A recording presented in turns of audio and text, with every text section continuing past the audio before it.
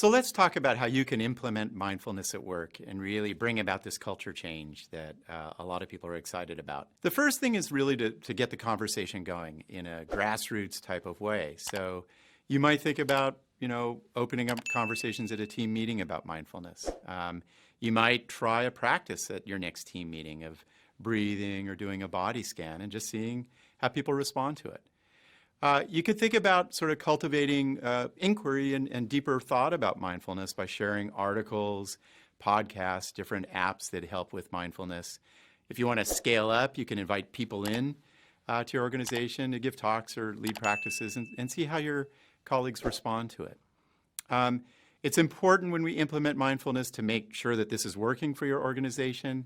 So you really should be thinking about surveying people. Do they want little opportunities for resilience and cultivating mindfulness? Are there ways in which you can gather data, for example, that the practice of mindfulness with a particular program or informally is related to business success or people's feelings of commitment at work?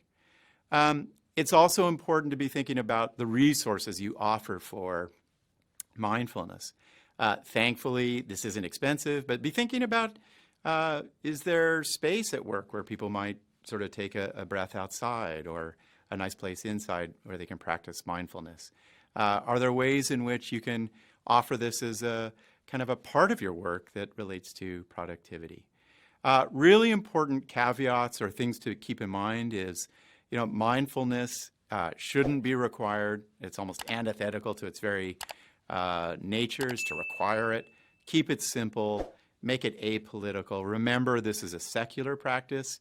I like to think of mindfulness alongside the physical exercises I do and the diet I try to adhere to. It's really just a set of practices for the mind.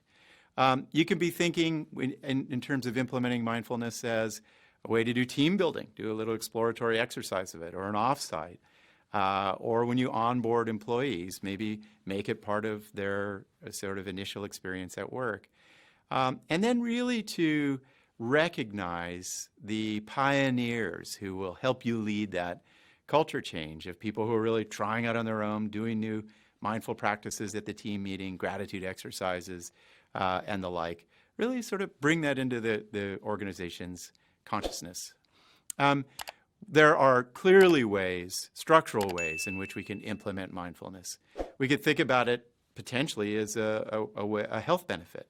We could think about retreats that you might offer that are really around the United States and around the world of sort of going for a weekend to cultivate mindfulness. And you might think about this as an offsite or reward or an incentive at work. And then we could think about really spreading the word through keeping people up to date on all the different ways in which mindfulness is being implemented at different organizations, photos and blog posts and essays and reports, to really give you sort of the concrete texture of how to implement mindfulness at work. We're now going to really turn to the experts in this realm, pioneers who in different organizations have built mindfulness into the very fabric and DNA of their organizations to good effect.